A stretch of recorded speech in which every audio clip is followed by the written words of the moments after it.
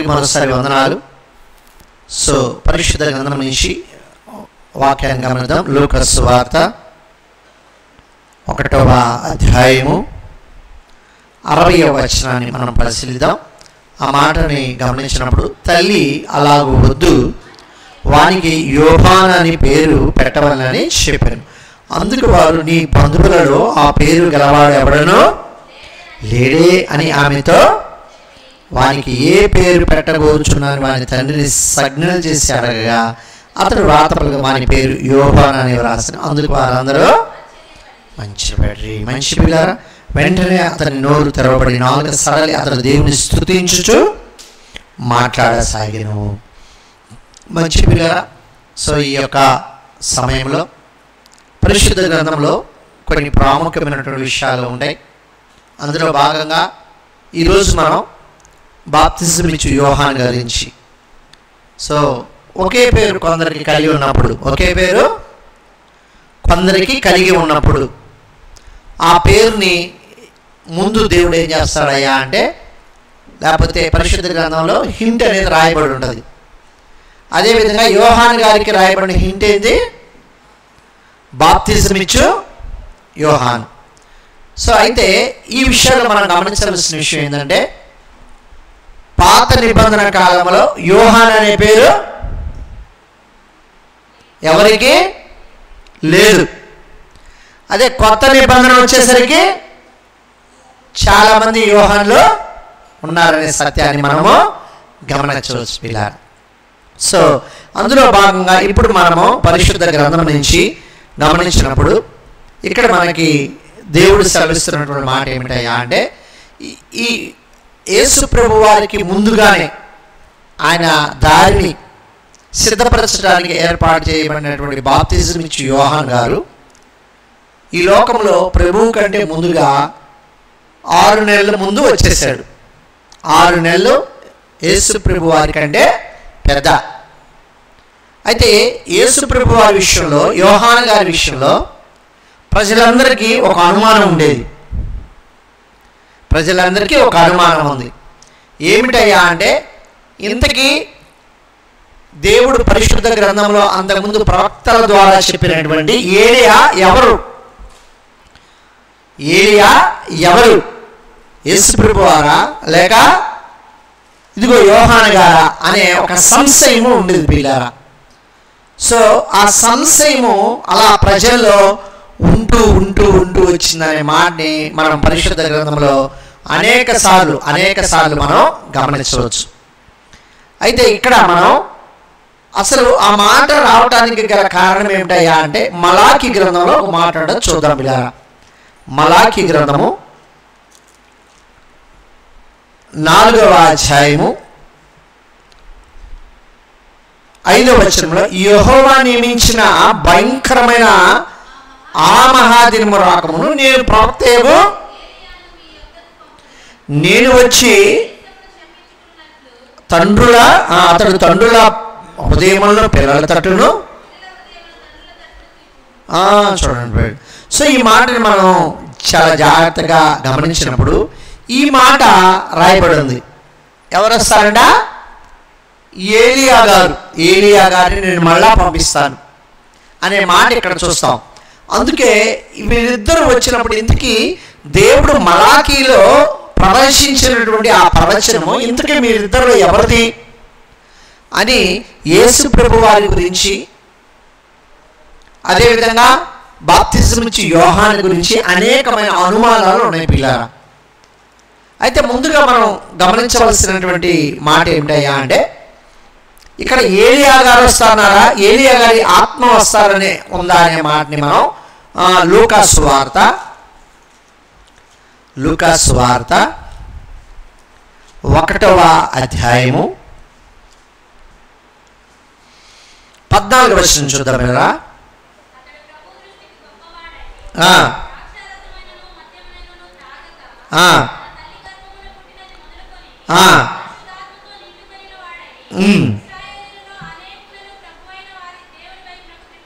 మరియు అతడు తండ్రుల హృదయములను పిల్లల తట్టుకును, అవిధేయులు నీతిమంతుల జ్ఞానమును తీపి ప్రభు కొరకు ఆయుత్తపడి ఉన్న ప్రజలు సిద్ధపరచుకై ఏలియా యొక్క ఆత్మయు శక్తియు గలవాడే ఆయనకు ముందుగా వెళ్ళును కనుక సంతోషము మహానందము కలుగు అతడు పుట్టినందున అనేకులు.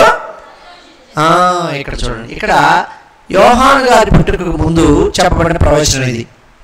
సో ఈ ప్రవచనము ఏ ప్రవచనానికి మ్యాచింగ్ అవుతుందయ్యా అని మనం గమనించినప్పుడు ఇందాక మనం చదివినటువంటి మలాఖీ గ్రంథానికి సంబంధించినటువంటి ప్రవచనము దీంతో మ్యాచింగ్ అవుతుంది. సో ఈ పూర్తి వివరణ మనం చూసేటప్పుడు ముందు అసలు ఇక్కడ యోహాను గారికి ఎవరి ఆత్మ వస్తుందయ్యా అంటే ఏలియా యొక్క ఆత్మయు శక్తియు గలవాడై. ఇది మనం ఇక్కడ తీసుకోవాల్సింది. అంటే యేసు ప్రభు వారిలో కానీ యోహాను వారిలో కానీ ఏముంటుందయ్యా అంటే ఏలియా యొక్క ఆత్మ ఉంటుంది. ఇది మనం గమనించాల్సిన విషయం. అంటే ఇంతకీ ఏలియా యొక్క ఆత్మ అంటే ఏంటి మళ్ళా ప్రశ్నించుకోవాలి. ఏలియా యొక్క ఆత్మ యేసు ప్రభు వారి గురించి యేసు ప్రభు వారిలో ఉన్న ఆత్మ ఏమాత్మ? ప్రభు ఆత్మ. ప్రభు ఆత్మ అనేది మనం ఉంది. సో ఏలియా యేసు ప్రభు వారి మీద ఉన్న అది ప్రభు ఆత్మ అనేది మనం చూస్తాం చాలాసార్లు. సో ఇక్కడ మనం గమనించినప్పుడు ఏలియా గారి మీద ఉన్నటువంటి ఈ మన యోహాను గారి మీద ఉన్నటువంటి ఆత్మ ఎవరి ఆత్మ అన్నట్టు చెప్తున్నారే అంటే ఏలియా ఆత్మ అనే మాట మనం. ఇంతకీ ఏలియా ఆత్మ ఏంటి? అసలు ఏలియా ఎవరు? ఏలియా ఆత్మ అంటే ఏంటి? ఏలియా ఎవరు అని మనం గమనించినప్పుడు మొట్టమొదటిగా ఏలియా గారి గురించి మనం తెలుసుకోవాలి. అంటే ఏలియా గారు ఎక్కడికి వస్తారయ్యా అంటే రాజుల గ్రంథంలో, మీ అందరికీ తెలుసు, రాజుల గ్రంథంలో మనకి ఏలియా గారు కనబడతారు. ఎక్కడ కనబడతారు? మొదటి రాజుల గ్రంథము 17వ అధ్యాయము 1వ వచనాన్ని గమనించినప్పుడు అక్కడి నుంచి ఏలియా గారు మనకి కనబడతారు. అంతటా గిలాదు కాపురస్తుల సంబంధము తిష్బీడైన ఏలియా. ఇదండి, ఇక్కడి నుంచి ఏలియా యొక్క ఎంటర్ ఉంటుంది. సో ఆయన గురించినటువంటి వివరణ ఉంటుంది. ఇప్పుడు ఈ వచనాల్లో మనకి ఏలియా ఆత్మ అంటే ఏదో అర్థం అవ్వాలి. ఈ వచనాల్లో మనకి ఏలియా ఆత్మ అంటే ఏదో అర్థం అవ్వాలి పిల్ల. సో అందరూ గిలాదు తిష్బీడైన ఏలియా వద్దకు ఆహాబు నద్దకు ఏలియా ఆహాబు నద్దకు వచ్చి, ఆహాబు ఎవరు? ఇజ్రాయేల్ రాజు. అతని భార్య పేరేందయ్యా అంటే యెజబెలు. పరిశుద్ధ గ్రంథంలో అతి భయంకరమైన స్త్రీ ఎవరైనా ఉందంటే, దుర్మార్గంగా నడిచిన స్త్రీ ఎవరైనా ఉందంటే, భయంకరమైనటువంటి దెయ్యపు ఆత్మ కలిగిన స్త్రీ ఎవరైనా ఉందాయా అంటే ఆమె యెజబెల్. సో ఆమె సిదోనియరాలు. అదేవిధంగా అనేకమైనటువంటి ఇతర దేవతలను పూజించే ఆ యొక్క ప్రదేశం నుంచి ఈమె వచ్చినటువంటి సందర్భం మనం గమనించవచ్చు. సో ఈమె ఏం చేస్తుందయ్యా, ఏలియా ఏం చేస్తూ ఉంటాడయ్యా అని మనం గమనించినప్పుడు, ఈ ఆహాబు ఆమెను పెళ్లి చేసుకున్న తర్వాత వాళ్ళు చేసినటువంటి దేవుడు ఏ కార్యాలైతే ఇజ్రాయేల్ ప్రజలను చేయవద్దన్నాడో, ఏ విగ్రహారాధనకు వైపు అయితే వెళ్ళొద్దన్నాడో, ఏ ఇతర దేవతలైతే పూజించవద్దన్నాడో వాటన్నిటి వారు పూజించడం ద్వారా, విగ్రహారాధనలు పూజించడం ద్వారా, అన్య సంబంధమైనటువంటి అనేక ఆచారాలను తేవటం ద్వారా ఇక్కడ ఏమవుతుందయ్యా అంటే దేవుడి కోపము ఆ ఇజ్రాయేల్ ప్రజల మీద ఉంటుంది.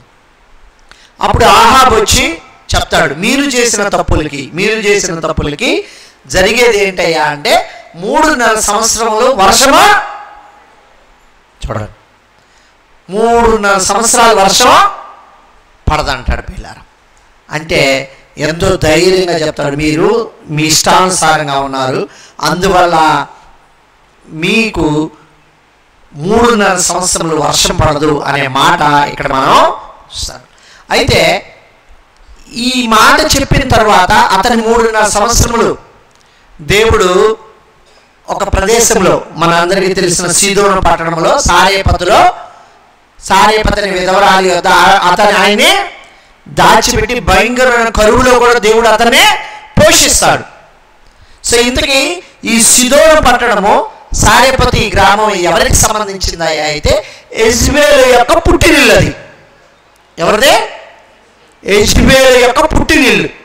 అంటే ఈ మాట ప్రకటించిన తర్వాత ఇతను చంపడానికి యెజ్బేలు తిరుగుతూ ఉంటుంది, ఎక్కడెక్కడికో తిరుగుద్ది, కానీ తన పుట్టినిళ్ళకి దేవుడు ఎక్కడ దాచిపెడతాడు? అక్కడే దాచిపెడతాడు. గుర్తుంచుకోండి. చూడండి, దేవుడు కాపుదల సంరక్షణ అలా ఉంటుంది. సో నీ ప్రాణాన్ని ఎప్పుడైనా దేవుడు శత్రువు చేతుల నుంచి ఆయన బిడ్డవైతే అన్ని విషయాల్లో నేను రక్షిస్తా ఉంటాడనడానికి ఇది మంచి ఉదాహరణ. అంటే ఆమె ఎక్కడైతే రాజు ఎక్కడైతే ఎదుగుతున్నాడో అక్కడే ఆమెను ఏం చేస్తాడయ్యా అంటే దాచిపెట్టేసేస్తాడు. సో అలా దాచిపెట్టిన తర్వాత ఇప్పుడు 18వ వచనం 1 అనేక దినములైన తర్వాత 3వ సంవత్సరం అందు యెహోవాకు మళ్ళా ఏలియాకు ప్రత్యక్షమవుతుంది. ప్రత్యక్షమై నేను భూమి మీద వర్షాన్ని కురిపిస్తున్నాను, నువ్వు పోయి ఆహాబుని దర్శించు అంటాడు. సో అతను వెళ్తాడు. అతను వెళ్ళి ఓబద్యా అనే ఒక అతను ఉంటాడు. అతను దేవుడు యందు భయభక్తులు గలవాడు. అతనికి చెప్తాడు, ఇదిగో నేను వచ్చానని ఆహాబుకు చెప్పు అని. అప్పుడు అతను ఏమంటాడు? 9వ వచనం చూడండి. అందుకు ఓబద్యా అన్నాడు, నేను చావనని దాసుడైన ఆహాబు చేతికి నేను చేసిన పాపమేమి? నీ దేవుడైన యెహోవా జీవముతోడు నిన్ను చిక్కించుకున్నవాని నా ఏనివాడైన దూతలను పంపించని జన ఒకటైనను రాజ్యం ఒకటైనను లేదు. చూడండి, ఏమర్థమవుతుంది ఈ మాట బట్టి? నిన్ను పట్టుకోవాలని నువ్వు ఎప్పుడైతే 3.5 సంవత్సరాలు వర్షం పడదన్నావో నిన్ను పట్టుకోవాలని పంపిణీ జనం లేరు, తిరగని ప్రదేశం లేదు. కానీ తిరగని ప్రదేశం ఉంది. అదే ఆయన ఉన్న సారేపోతు, అదే సీదోను, అదే యెజ్బేలు యొక్క పుట్టినిల్లు. ఆ ప్రదేశంలో ఎక్కడ లేడో అన్ని ప్రదేశాలు తిరిగేశాడు. ఎందుకు? పట్టుకోవాలని. సో మొత్తం ఇంత మటుకు అయిపోయేది. ఇప్పుడు ఆహాబు రాజు వస్తాడు. మరి ఆహాబు రాజుతో ఇతను ఏం చెప్తాడు అనేది 18వ వచనం చూడండి, లేకపోతే 17వ వచనం. అంటే ఇప్పుడు ఆహాబు రాజు ఏలియా ఎదురెదురు పడ్డారు. అప్పుడు ఆహాబు రాజు ఏలియా అంటున్నాడు. ఏమంటున్నాడు చూడండి, చదవండి. ఇశ్రాయేలు వారిని శ్రమ పెట్టేవాడు నీవే కావాలి అతనితో అనగా. ఎవరంటే ఇశ్రాయేలు శ్రమ పెట్టేది ఏలియా అంట. ఎందుకు? 3.5 సంవత్సరాలు వర్షం పడతాని చెప్పాడు. ఎందుకు 3.5 సంవత్సరాలు వర్షం పడిందని చెప్పింది ఇతను శ్రమ పెడుతున్నాడా, లేకపోతే మీరు ఆచరిస్తున్నటువంటి భయంకరమైన ఆచారాల వల్ల, మీరు పాటిస్తున్న భయంకరమైనటువంటి దేవునికి వ్యతిరేకమైన కార్యాల, మీ ఇష్టానుసారంగా ప్రజలందరూ తిరగడం ద్వారా దేవుడు కరువు రప్పించాడా, లేకపోతే ఇతను రప్పించాడా? దేవుడే తన కోపంతో రప్పించాడు. అయితే ఆబన్నాడు, ఇదిగో నీవిట్ట చేస్తున్నావు అంటే అప్పుడు ఏలియా అనే మాట చూడండి. నేను కాను యెహోవా ఆజ్ఞలను గైకొనక బయలుదేవతను అనుసరించి నీవును నీ తండ్రి ఇంటి వారు ఇజ్రాయేలు వారిని శ్రమ పెట్టువారు అయినారు. చూడండి, ఇది అర్థం. అంటే రాజు అన్నాడు చూడండి, ఒక మనిషి ఎదురుగా పడ్డాడు అనుకోండి, అధికారి, పెద్దవాడు, బలం గలవాడు, ధనవంతుడు, మనకంటే అన్ని విషయాల్లో గొప్పవాడు, ఉదాహరణకి పోలీసులే అనుకుందాం. సో పెద్ద అధికారి మన ఏరా ఇట్లా చేస్తున్నాం అంటే అయ్యా ఏం లేదయ్యా అని తగ్గి మాట్లాడతాం. ఇక ఎస్పీ కాదు, ఎస్ఐ కాదు, కలెక్టర్ కాదు, ఇంకోళ్ళు కాదు, కానీ ఏకంగా ఫైనల్గా వచ్చినటువంటి అధికారి అయిన రోజే ఎదురొచ్చినప్పుడు రాజుతో ఏలియా అంటున్నటువంటి మాట ఏమిటి? నేను కాదురా, నువ్వు నీ ఇంటి వారేరా అంటే ఎదిరించి మాట్లాడుతున్నాడు. అంటే రోషంగా మాట్లాడుతున్నాడు, బలంగా మాట్లాడుతున్నాడు. అంటే ఏలియా ఆత్మ యొక్క ప్రభావం ఏమిటయ్యా అంటే దేవుని వ్యతిరేకంగా ఎవరు చేసినా, అతను సామాన్యుడైనా రాజైనా ఎదిరించి మాట్లాడతాడు, వారికి ఉన్నది ఉన్నట్టు చెప్తాడు. అంతేగాని దాచిపెట్టి భయపడతా చెప్పడు. అంటే ఏలియాలో ఉన్నటువంటి గొప్పతనం ఏమిటయ్యా అంటే ఆయనలో ఉన్నటువంటి గొప్పతనం రోషము గలవాడు. అంతేకాదు కానీ ఇదిగో అతను ఏదైనా ఎలా చెప్తాడంటే చాలా ధైర్యంగా చెప్తాడు, చాలా ధైర్యంగా రాజులకి చెప్తాడు. అందుకే 19వ వచనం అంటది, ఇదిగో అయితే ఇప్పుడు నీవు ఇజ్రాయెల్ వారందరినీ యెజబెల్ పోషించిన బయలుదేవతలు 450 మంది అషేరా దేవుని ప్రవక్తల ఎదురుకి కర్మేలు ప్రవక్త పంపమని చెప్పాను. అప్పుడు వాళ్ళని పంపించమని చెప్పి ఆ దేవతలు ఎవరైతే ఉన్నారో వాళ్ళందరినీ ఏం చేస్తాడంటే ఆ యొక్క ఇతర అన్య దేవుణ్ణి పూజించే ప్రవక్తలు ఎవరైతే ఉన్నారో వాళ్ళందరి ముందు నిజమైన దేవుణ్ణి బయటికి లాగి నిజమైన దేవుణ్ణి ప్రత్యక్షపరచి వారందరినీ చంపేసి మరలా ఆ దేశంలో వర్షం పడేటట్టు. అంటే ఇతనిలో ఉన్నటువంటి గొప్పతనం ఏమిటయ్యా అంటే ఇదిగో అతను చాలా ధైర్యంగా మాట్లాడతాడు.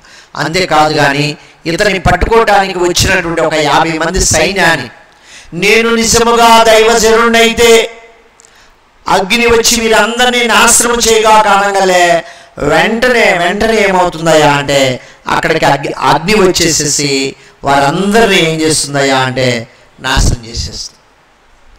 అంతేనా? ఇంకా 2వ రాజుల గ్రంథము 1వ అధ్యాయంలో కూడా మనం గమనించినప్పుడు 2వ రాజుల గ్రంథము 1వ అధ్యాయము గమనించినప్పుడు 2వ రాజుల గ్రంథం 1వ అధ్యాయము గమనించండి పిల్లారా, చక్కటి మాట ఉంటుంది అక్కడ. 1వ అధ్యాయం గమనించినప్పుడు ఆహాబు మరణమైన తరువాత, అంటే ఆహాబు మరణమైపోయాడు, వారి కుమారుడు అయిన అహజ్యా మంచం మీదకి ఎక్కాడు. అప్పుడు యెహోవా దూత తిష్బీడు అనే ఏలియాతో ఇలా సెలవిచ్చిందంట, నీవు లేచి షమ్రోజు రాజు పంపిన దూతను ఎదుర్కోపోయి ఇట్లను ఇజ్రాయెల్ వారిలో దేవుడు ఉన్నాడు అనుకుని లేడనుకుని ఎక్రేను దేవత అయిన బయల్జెబూలు ఎదుగు నీవు విచారించుకుపోతున్నారా? కాగా యెహోవా సెలవిచ్చింది, నీవు ఎక్కిన మంచం దిగకుండా నేను నిశ్చయముగా నీవు అంటే 7వ వచనంలో ఆ మాట దూతలకు చెప్తాడు. ఆ దూతలు వెళ్ళి మళ్ళా రాజుకు చెప్తారు. రాజు అంటాడు, ఇందుకు మిమ్మల్ని ఎదుర్కొని ఆ మాట చెప్పిన వాడు ఎవరయ్యా అంటే 7వ వచనంలో మిమ్మల్ని ఎదుర్కొని వచ్చి ఈ మాట చెప్పిన వాడు ఎలాంటి రాజు అని అడిగాను. అందుకు వారు అతడు గొంగళి ధరించుకొని నడుమునకు తోలు తట్టి కొట్టుకున్నాడు. ప్రత్యుత్తరముగా ఆ మనుష్యుడు తిష్బీడు అనే ఏలియా అని. అతని వస్త్రాధరణ కూడా ఎలా ఉంటుందంట, ఆ మనుష్యుడు ఇదిగో గొంగళి ధరించుకొని నడుములకు తోలు తట్టి కప్పుకొని ఉంటాడు వస్త్రాధారణ. అంతేకాదు కానీ ఈ యొక్క అహజ్యా రాజు కూడా ఏం చెప్పాడు, ఇదిగో నీవు ఈ విధంగా ఎక్కిన మంచం దిగకుండా ఆగిపోతావు నువ్వు అని చెప్పాడు.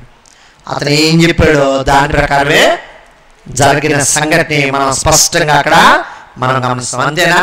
ఇంకా మనం చాలా జాగ్రత్తగా గమనించినప్పుడు మొదటి రాజుల గ్రంథం 21వ అధ్యాయంలో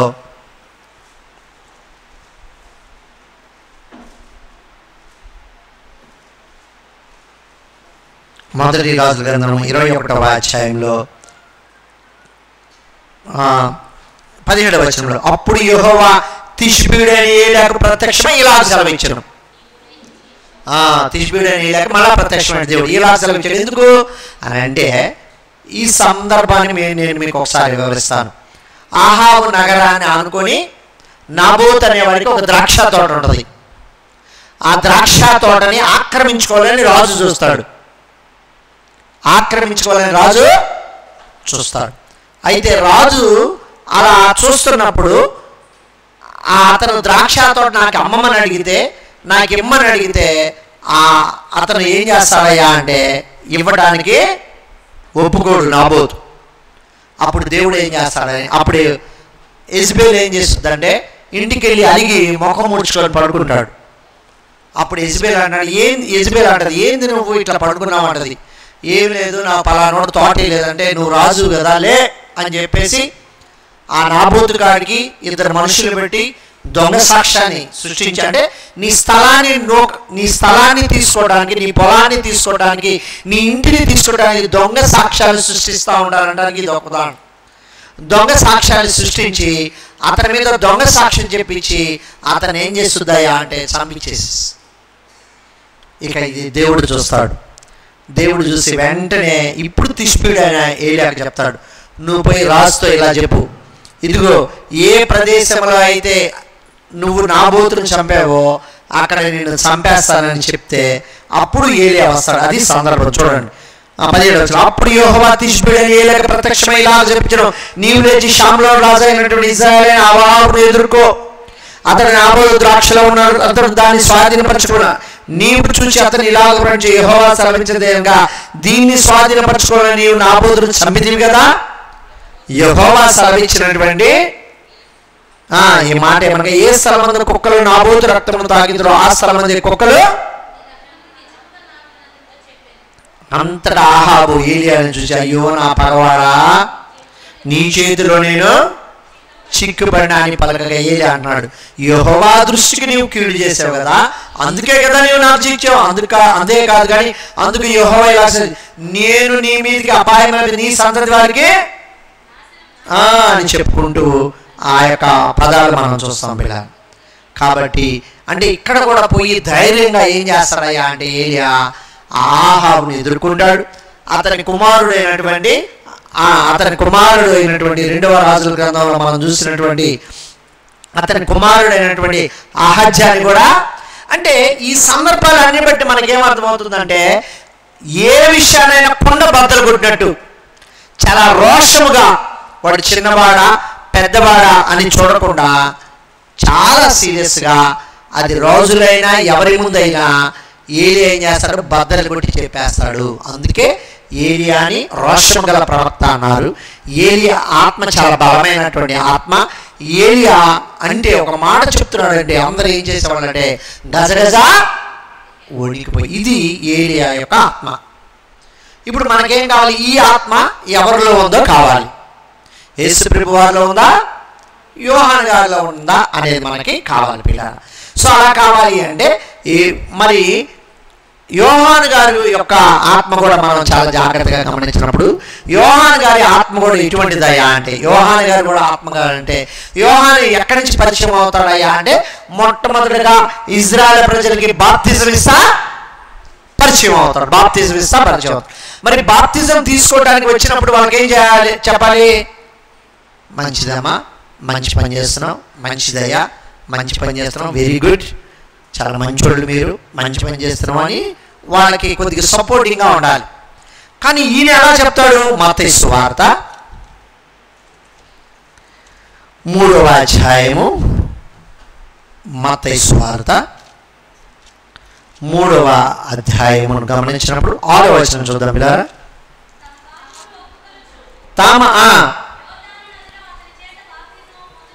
అతడు పరిసీల్లోను సదుకయ్యలోను అనేకము బాప్తిసం పొందవచ్చు చూసి, సర్ప సంతానమా రాబో గ్రతం తప్పించుటకు మీకు బుద్ధి చెప్పిన వాడు.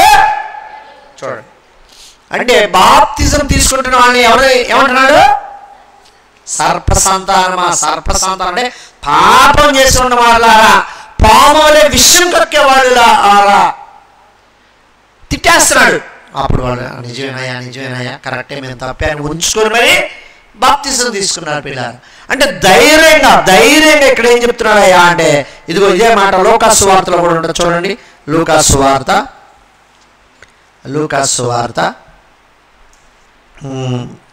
3వ అధ్యాయము 7వ వచనం. అతడు తన చేత బాప్తిజం పొందవలసిన జన సమూహం చూసి, సర్ప సంతానమా రాబో ఉగ్రతకు ఆయన చెప్పుకుంటూ 9వ వచనం, ఇప్పుడే గొడ్డలి వేరును ఉంచబడి ఉన్నది కనుక మంచి ఫలం ఫలించిన ప్రతి చెట్టుని నరికి వేసేస్తాడు దేవుడు, నరికి వేసేస్తాడు. మీరు అనుకుంటున్నారేమో మేము శాస్త్రులము, మేము పరిచయలము, మేము గొప్పవారమే, మేము అధికారము, మేము జ్ఞానము గలవారు అనుకుంటే మీ జ్ఞానం, మీ అధికారం, మీ ధర్మం ఏం పనికిరా. చూస్తాడు దేవుడు. ఆయన గొడ్డలి చెట్టును పెట్టింది, భయంకరంగా నరికేసేస్తాడు అని చాలా సీరియస్గా చెప్తున్నాడు పిల్ల. అంటే ఇతరులు కూడా ఏం లేదు, పొరపాటుని కూడా భయం లేదు. ఎవరికైనా రోషంగా అంటే ఏదైతే ఏలియా ఆత్మ ఉందో అంతటి రోషము గల ఆత్మ ఈయనలో ఉంది అనేది మనం స్పష్టంగా చూస్తాం. ఇజ్రాయెల్ ప్రజల్ని అంత తక్కువగా మనం అంచనా వేయకూడదు. ఎందుకంటే మీరు అపోస్తుల కార్యములు చూస్తే అక్కడ ఒక మాట ఉంటుంది. అపోస్తుల కార్యములు 7వ అధ్యాయంలో మీకు ఒక మాట ఉంటుంది, చూడండి, ఆశ్చర్యపోతారు. అపోస్తుల కార్యములు 7వ అధ్యాయము 51వ వచనం. ముష్కరులారా, హృదయములను చెవులను దేవుని వాక్యము లోపరచ నల్లని వారలారా. చూడండి, ఎవరి మాట అనేదంటే స్టిఫెన్. ఇజ్రాయెల్ ప్రజలందరినీ ఉంటే వాళ్ళు అన్నాడు ముష్కరులారా అంటున్నాడు. ఇక అంతే, వారికి భయంకరమైన కోపం వచ్చింది. భయంకరమైన కోపం రాగలి వాళ్ళు ఏం చేశారు? రాళ్లతో కొట్టి చంప అవతలేశారు స్టిఫెన్. ఏమన్నందుకు? ముష్కరులారా. కానీ ఈయనేమంటున్నాడు? సర్ప సంతానమా, దుష్ట ప్రజలారా, అబ్రహాము సంతానమని అనుకుని వారారా. ఎంత హెచ్చరిస్తున్నాడు అంటే, ఇతన్ని చంపారు, అతన్ని చంపలేదు అంటే ముందు అసలు ఆ మాట అనడానికి ఎంత ధైర్యం కావాలో చూడండి. ఆ మాట అనడానికి ఎంతో ఎంతో ఎంతో ధైర్యం కావాలి పిల్లలు. కాబట్టి ఈయన కూడా ఎటువంటి వాడయ్యా అని మనం గమనించినప్పుడు ఈయన కూడా చాలా ధైర్యంగా మాట్లాడేవాడు అనే మాట మనం స్పష్టంగా చెప్తాం. సో ఇది ప్రజలతో మాట్లాడిన మాట. కానీ ఏలియా ఎవరితో మాట్లాడాడు?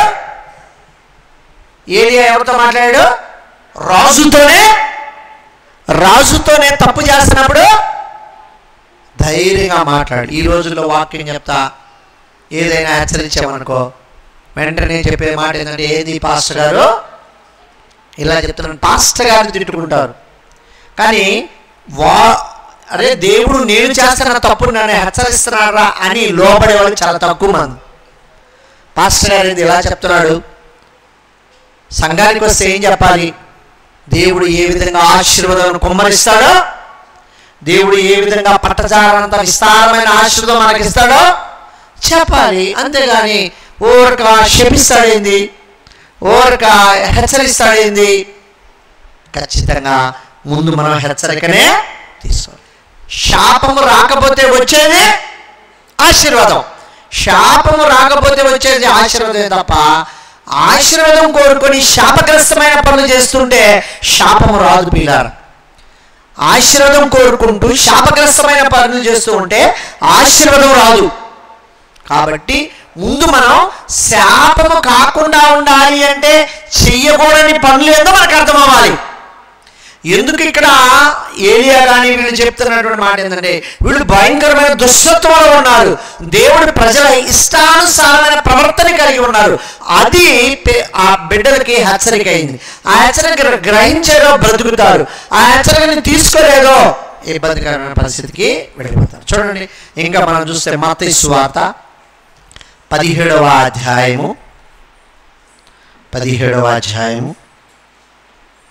మనం గమనించినప్పుడు 17వ అధ్యాయం మత్తయి సువార్త 11వ వచనం చూడండి వీళ్ళారా.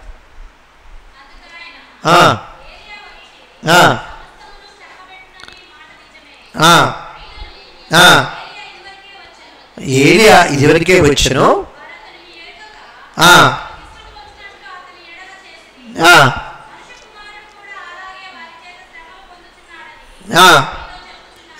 చూడండి ఎందుకు వచ్చింది ఈ సందర్భం అంటే, ఇప్పుడు ఏలియా ఆత్మ ఇంతకీ ఎవరిలో ఉంది, యేసు ప్రభువులోనా యోహానులో అనేది మనం బయట పెడుతున్నాం.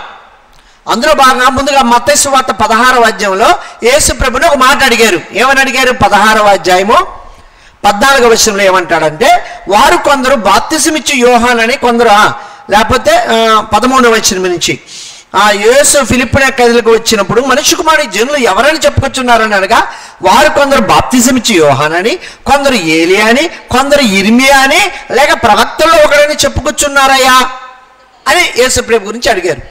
అంటే యేసుప్రభు అడుగుతున్నాడు, ఇంతకీ నేను ఎవరిని చెప్పుకుంటున్నారు అని.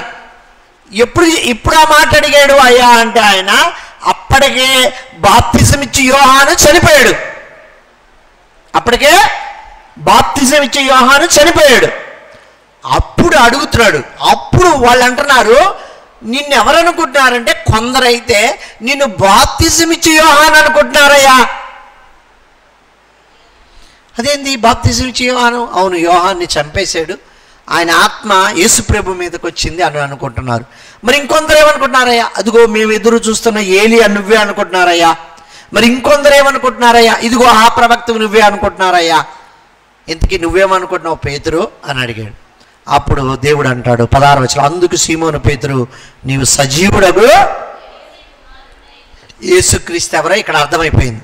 యేసుక్రీస్తుని దేవుని కుమారుడిగా చేసేసి, అంతేగాని ఏలియా ఆత్మ వచ్చినవాడు యేసు ప్రభువు కాదు. ఇక మిగిలింది యోహాను గారు. సో యోహాను గారి గురించి చెప్తూ ఇక్కడ మనం 17వ అధ్యాయంలో యేసు ప్రభు 12వ వచనంలో అంటున్నాడు, అయ్యా ఇంతకీ 9వ వచనంలో, వారు కొండ దిగి వచ్చుచుండగా మనుష్య కుమారుడు ముద్దులో లేచే వరకు ఈ దర్శనం ఎవరికి? అంటే పైన ఏం దర్శనం కలిగిందయ్యా అంటే, ఒక కొండ మీదకి తీసుకెళ్ళిన తర్వాత అక్కడ ఏలియా, మోషే, యేసు ప్రభు కనబడతారు. అప్పుడు ఆయన వారిని కొండ దిగుతూ అడిగాడు, మనుష్య కుమారుడు ముద్దులో నుండి వచ్చే వరకు ఈ దర్శనం గురించి ఎక్కడ చెప్పబాకండి అని అంటాడు. అప్పుడు శిష్యుడు, ఇలాగైతే ఈ మనుష్య కుమారుడు ముందు రావాలి అంటే ఏలియా రావాలి కదయ్యా అని అడుగుతారు. అప్పుడు యేసు ప్రభు చెప్తున్నాడు, ఇదిగో ఏలియా వచ్చి మొత్తము సమస్తము చక్కబెట్టునని వచ్చిన కదా. అందుకైన ఏలియా వచ్చి సమస్తమును చక్కబెట్టునని మాట నిజమే. అయినను ఏలియా ఇది వరకు వచ్చెను, వారతను ఎరుగక తమకిష్టం వచ్చినట్టు అతని ఎడలా చేసి మనుష్య కుమారుడు కూడా అలాగే వారి శ్రమ పొందును మీతో చెప్పుచున్నాను. అప్పుడు ఆయన బాప్తిజం ఇచ్చు యోహాను గురించి తమతో శిష్యులు చెప్పారని.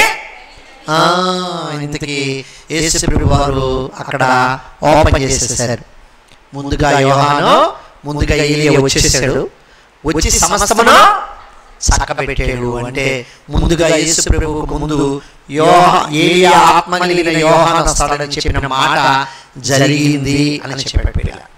ఇంతకీ అది జరగడానికి ఎలాగయ్యా అంటే, యోహాను గారే ఒక చక్కటి మాట చెప్పాడు. ఆ మాట మార్కు సువార్త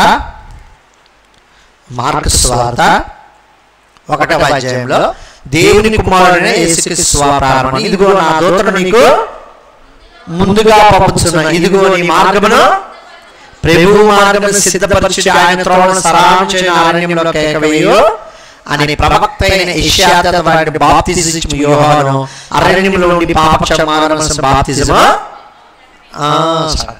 అంటే ఇక్కడ యోహాను గారి గురించి రాయబడిన మరొక ప్రవచనం ఏమిటయ్యా అంటే, యేసు ప్రభు వారికి ముందే ఒక అతను వస్తాడని యెషయా గ్రంథంలో రాయబడింది.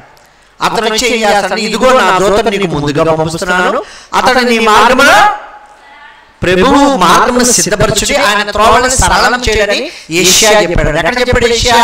యెషయా గ్రంథము 40వ అధ్యాయము, యెషయా గ్రంథము 40వ అధ్యాయము 1వ వచనం చూద్దాం పిల్లరా. లేకపోతే డైరెక్ట్ 3 నుంచి, ఆలకించుడి ఎట్లనగా అరణ్యము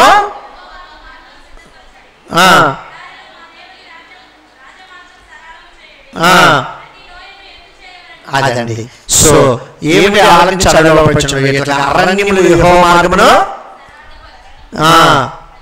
అదిగో ఇక్కడే ఇదిగో నీ దూత నాకు ముందుగానే పంపుచున్నా, నీ మార్గమును ప్రభు మార్గమును సిద్ధపరచుడి, ప్రభు మార్గమును ఆయన త్రోవను సరళము చేయుడి, అరణ్యములో కేక వేయుడి. ఇక్కడ కూడా ఎట్లా అరణ్యములో యెహోవా మార్గమును సిద్ధపరచుడి, ఆలకించుడి ఒకడు ప్రకటించుచున్నాడు.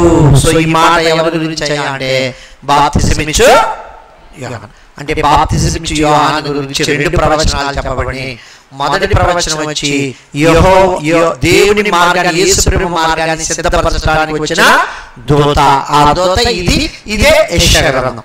అదేవిధంగా రెండవది ఏమిటయ్యా అంటే, ఇతడు వచ్చి ఏం చేస్తాడయ్యా అంటే, తల్లుల యొక్క హృదయాన్ని, పిల్లల యొక్క హృదయాన్ని దేవుడు తట్టు తిప్పుతాడు అని మలాకి గ్రంథంలో రాయబడింది. ఆ మలాకి గ్రంథంలో రాయబడినటువంటి ఆ ప్రవచనం అనేది లూకా సువార్తలో 1వ అధ్యాయంలో నింపబడింది.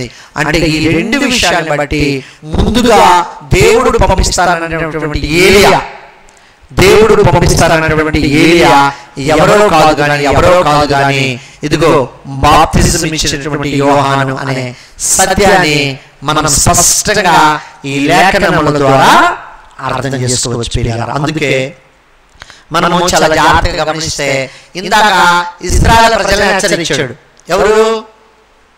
యోహాను గారు. ఏమన్నాడు? సర్ప సంతానమా ఇట్లా అన్నాడు. అదే విధంగా రాజును కూడా ఏమైనా హెచ్చరిస్తాడో చూడండి. మార్కు సువార్త 6వ అధ్యాయము 14వ వచనంలో ఆయన కీర్తి ప్రసిద్ధమైన గనుక రాజైన హేరోదు ఆయన గురించి విని బాప్తిజం ఇచ్చి యోహాను మృతుల్లో లేచిన ఇతరులు ఈయన ఏలియాని మరికొందరు ఆయన ప్రవక్తలో ఒకడని చెప్పుచుంది. అయితే హేరోదు విని ఈ మాట చూడండి, నేను తలగొట్టించిన యోహానే, అతడు మృతుల్లో నుండి లేచి ఉన్నాడని చెప్పాను. ఎందుకు తలగొట్టించాడంటే ఆ కింద ఉంటుంది, అదా హేరోదు తన సహోదరుడు ఫిలిప్పు భార్య అయిన హేరోదియను పెళ్లి చేసుకున్నాను. యోహాను నీ సహోదరుని భార్యను చేర్చుకొనుట నీకు న్యాయం కాదని హేరోదుతో చెప్పాను. సో హేరోదు ఏం చేస్తాడు? తన సహోదరుడైన ఫిలిప్పు యొక్క భార్యను చేర్చుకుంటాడు, ఆమెను భార్యగా స్వీకరిస్తాడు. అప్పుడు అతను రాజ దర్బార్లోకి వచ్చి యోహాను హెచ్చరిస్తాడు. ఏమని? నువ్వు చేసిందే తప్పు, ఇది దేవుని దృష్టిలో న్యాయమో హెచ్చరిక చేస్తాడు. ఎక్కడికి వచ్చి? రాజ దర్బార్లోకి వచ్చి రాజును హెచ్చరించడం అంటే ఎంత వేల సైన్యం ఉంటారు, ఎంత వందల సైన్యం ఉంటారు ఆలోచించండి. హెచ్చరించి వెళ్ళిపోతాడు. వెళ్ళిపోయినందుకు అతన్ని పట్టుకొని జైలు వేస్తారు, తర్వాత అతని తలని అడుగుతారు. ఇవన్నీ మీకు తెలిసినటువంటి విషయాలు. అంటే ఈ ఆత్మ ఎవరి ఆత్మ అంటే ఏలియా ఆత్మ, అంటే రాజుల్ని హెచ్చరించే ఆత్మ. ఎవరి ఆత్మ అంటే ఏలియా ఆత్మ. అంటే ఈ లేఖనాలను బట్టి కూడా మనకు అర్థమయ్యేది ఏంటయ్యా అంటే ఈ ఏలియా గారు మహారోషం గల ప్రవక్త. అంతేకాదు కానీ ఇదిగో ఎదిరించాడు. ఎందుకు ఎదిరించాడు? ఇక్కడ ఎదిరించడానికి కూడా కారణం ఉంటుంది. సో ఇక్కడ హేరోదు చేసిన పని ఏంటి? తన తమ్ముడైన ఫిలిప్పు భార్యని తను చేపట్టాడు. అది తప్పనేది ఎక్కడ తెలుస్తుంది మనకి ధర్మశాస్త్రంలో అంటే? దేవుడు ఒక మాట చెప్పాడు చూడండి. ఇందాక మనం చదివేటప్పుడు నాకు గుర్తొచ్చింది. ఎక్కడ అంటే లేవి కాండము 20వ అధ్యాయము, లేవి కాండము 20వ అధ్యాయము 21వ వచనం చూడండి. ఒకడు తన సహోదరుని భార్యను చేర్చుకుని నేడల అది హేయము. వాడు తన సహోదరుని మానచ్చదము తీసిన కనుక వారు సంతానహీనులయ్యుందురు. అంటే అతను చేసిన తప్పు దేవుడికి దృష్టిలో చాలా కోపం వచ్చేది.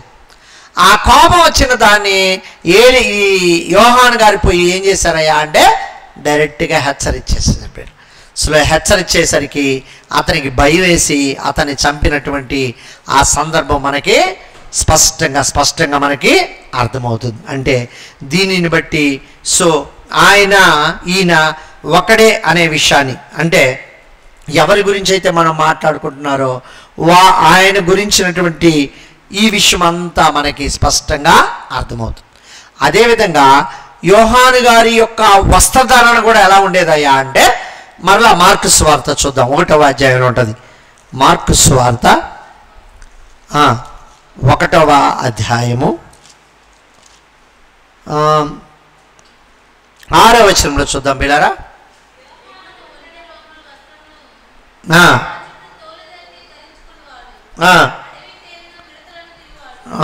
చూడండి. సో అతని వస్త్రాధరణ ఇతని వస్త్రాధరణ చూసినప్పుడు ఇతను కూడా ఎటువంటి వాడయ్యా అనేది ఇక్కడ స్పష్టంగా దేవుడు మనకి సెలవిస్తాడు పిల్లలు. అంటే అతను ఏమి డ్రెస్సులు వేసుకుంటాడు, ఏ విధంగా అడవి యొక్క మిడతలను అయితేమి ఆ తేనెలను అయితేమి ఇవన్నిటిని ఎలా చేస్తాడనే మాట కూడా మనకి ఇక్కడ స్పష్టంగా అర్థమవుతుంది. అంటే ఈ లేఖనాలన్నిటి ద్వారా మనం అర్థం చేసుకోవలసినటువంటి విషయం ఏమిటయ్యా అంటే, తప్పనిసరిగా ఏలియా ఆత్మ ఎవరయ్యా అంటే యోహాను గారే. ఆయన ప్రభు యొక్క మార్గాన్ని ముందుగా సిద్ధపరిచాడు. బాప్తిజానికి మాదిరిగా వచ్చాడు. ఆ మాదిరికరమైనటువంటి బాప్తిజాన్ని చేసుకున్నాడు.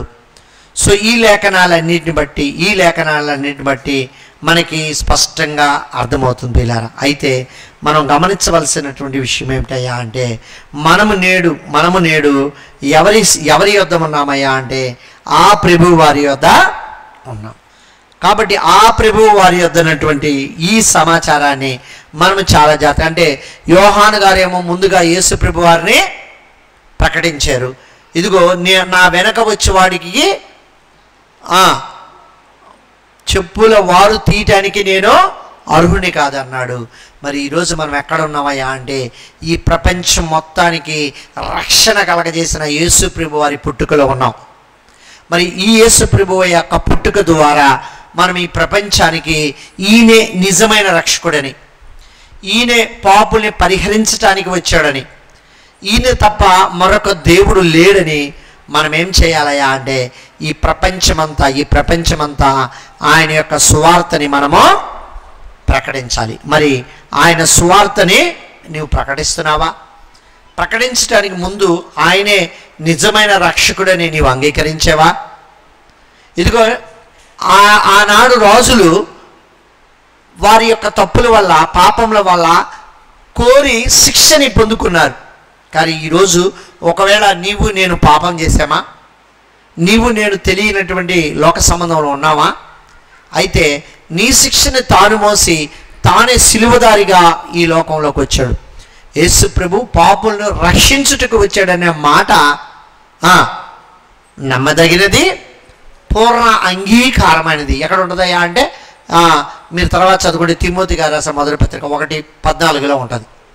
మరి నమ్మదగినటువంటి ఈ మాటని నువ్వు పెడచెవిన పెడుతున్నావా లేక అంగీకరిస్తున్నావా? అందుకే ఈరోజు ఆ రోజు హెచ్చరించడానికి దేవుడు కేవలము ఏలియా ఆత్మని యోహాను గారికి ఇస్తే, ఈరోజు మన పాపం నుంచి మనల్ని హెచ్చరించడానికి పరిశుద్ధాత్మని దేవుడు ఇచ్చాడు. పరిశుద్ధాత్మ వచ్చి మన పాపం గురించి, నీతిని గురించి మనల్ని హెచ్చరిస్తూ ఉంటుంది. పరిశుద్ధాత్మ ఏం చెప్పుద్ది అంటే ప్రభు ఏం చెప్పాడు అది మాత్రమే చెప్పుద్ది. మరి నీవు బాప్తిజం అనే వరాన్ని పొందితే, బాప్తిజం పొంది ఉంటే నీలో కూడా పరిశుద్ధాత్మ పనిచేస్తూ నేనెప్పుడు పాపం చేయకుండా నేను హెచ్చరిస్తుంది. కాబట్టి ప్రభువు నమ్ముతున్నావా? స్వతంత్రుడు అవుతున్నావా? ప్రభువు నామమును బట్టి రక్షణలోకి వస్తున్నావా? ఆ రక్షణని నీవు కొనసాగిస్తున్నావా? అందుకే యేసు ప్రభు వారు చెప్పిన మాట, ఆయన మరణించి పునరుద్ధారణగా మీరు సర్వలోకమును వెళ్ళి సర్వ సృష్టికి సువార్తను ప్రకటించండి. నమ్మారా బాప్తిజం పొందుతారు, నమ్మలేదా శిక్షకు గురవుతుంది. ఏ శిక్ష? ఆ రాజులు ఆ విధంగా శిక్ష పడితే ఈరోజు ఇదిగో నిత్యమైన నరకానికి మనం, ఆ నరకం నుంచి మనల్ని విమోచించిన ప్రభు వారిని స్తుతిస్తూ గణపరుస్తూ ఆయన పుట్టుకని లోకానికి చాడుతూ, ముందు మనం అంగీకరించి లోకానికి చాడుతూ, ఆ రోజు దేవుడు దూతగా యోహాను గారిని మాత్రమే ఏర్పాటు చేసుకుంటే ఈరోజు బాప్తిజం పొందుకున్న మనల్ని కూడా ఏర్పాటు చేసుకున్నాడు. మన ఆయన ప్రకటిస్తూ మనం ముందుకు వెళ్ళాలని తెలియజేస్తూ నేను ఆ మాటలో ముగిస్తున్నాను. కళ్ళు మూసుకుందాం, చిన్న ప్రార్థన. పరిశుద్ధుడైన రాజా, ప్రేమమైన తండ్రి, నీ బంగారు పాదబద్దలకు వెళ్ళలేని వందనాలు, స్తుతులు, స్తోత్రాలయ్యా. తండ్రి, నీ వాక్యము ద్వారా మాలో అనేకమైనటువంటి విషయాల్ని తండ్రి రావటానికి నీవు ఇచ్చినటువంటి శక్తిని బట్టి వందనాలు తండ్రి. అవునయ్యా, మమ్మల్ని మేము నీ ధర్మశాస్త్రంలో అనేకమైన ప్రవక్తల ద్వారా మనల్ని హెచ్చరిస్తూ వచ్చావయ్యా తండ్రి. ఈ లోకానికి చివరగా నీ కుమారుని మాకు తెచ్చి ఆ కుమారుని ద్వారా విమోచన కలగజేయటానికి ఇదిగో తండ్రి, ఏలియా ఆత్మ అంటే ఏమిటో, యోహాను గారికి ఆత్మ ఎలా వచ్చిందో. సో యేసు ప్రభు వారు ఏలియా ఆత్మ కాదు కానీ ఆయనే ప్రభు ఆత్మ, దేవుని ఆత్మ, పరిశుద్ధాత్మ. అయితే బాప్తిజం ఇచ్చి యోహాను గారు ఎలా ఏలియా ఆత్మ అయి ఉన్నారో స్పష్టంగా మాకు తెలియజేస్తే నీ కృపను బట్టి వందనాలు తెలియజేస్తూ తండ్రి, మమ్మల్ని రక్షించడానికి నీవు వచ్చావన్న ఈ యొక్క వాక్యమును మేము అంగీకరించి నీ బిడ్డలుగా తండ్రి బాప్తిజం పొందిన బాప్తిజంలో చివరకండు స్థిరులై నీవిచ్చే గొప్ప బహుమతికి వారసులే చేయి తండ్రి. నీ బిడ్డలు మేమై ఉన్నప్పుడు మాకు ఎవరు ఏమి చేసినా నీవు మమ్మల్ని తండ్రి రక్షించగలవయ్యా. రక్షించగల సమర్థుడైన నీకే వందనాలు తెలియజేస్తూ ఈ ప్రార్థన ఆలకించి బిడ్డలందరికీ వాక్యం ద్వారా మేలు చేయమని నా ప్రభువును రక్షకుడైన యేసు నామములో మిక్కిలి వినయంగా వేడుకొని ప్రార్థన చేస్తున్నాము తండ్రి. Amen amen. మంచి పిల్లలు అందరికీ వందనాలు. గమనించండి,